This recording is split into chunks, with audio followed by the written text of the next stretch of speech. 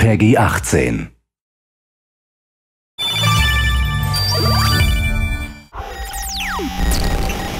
Your freedoms can only be protected if democracy thrives. Join us. We are Dedsec. The motivation we were interested in for our main character and for the Dedsec crew is hacktivism. Dedsec has always been a hacker group that was trying to achieve social objectives. That's central to what our characters are trying to achieve in the game.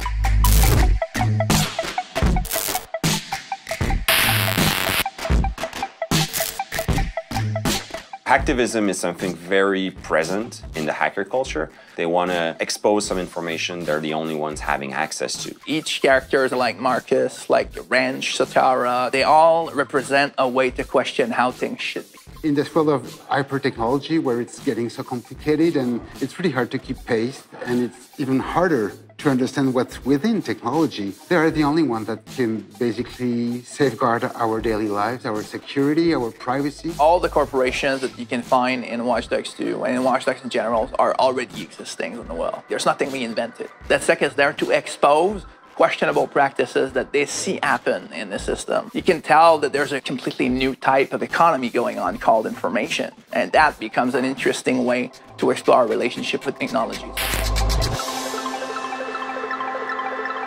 We wanted to treat with respect our subject matter, and for that we needed help. Hackers are really open, they share the information. We had a lot of help from the community itself. A hacker is no longer associated with somebody that's in his basement, like with the dark mood behind his laptop and just trying to break out like a firewall or something like that. It's way more larger right now. The hacker culture is like a collection of subculture all gathering together. We're working with really smart consultant hackers who validate all our scripts, all of our gameplay mechanics, and suggest to us how we can tweak them to make them match what's possible in the real world. And it goes as far as, what kind of script could be used, what kind of words should be used, how various characters should talk about it, and how it would actually be possible to do those things in the real world.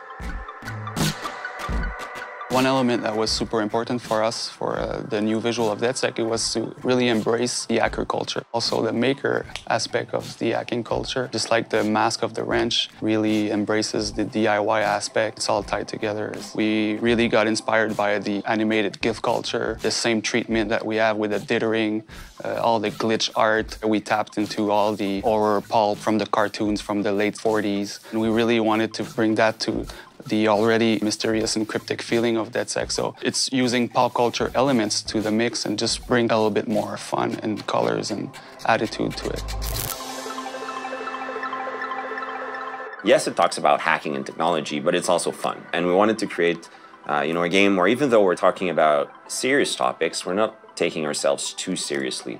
And that's a bit in the nature of the Dedsec crew also. They always try to have fun, even though they're dealing with really dire situations. Hacking is all about this ability to think outside the box because you see the possibility that goes beyond the preconceived rules. It's about having ideas. When the player is going to grab the controller, the more he's going to understand how these things work, he's going to start having ideas.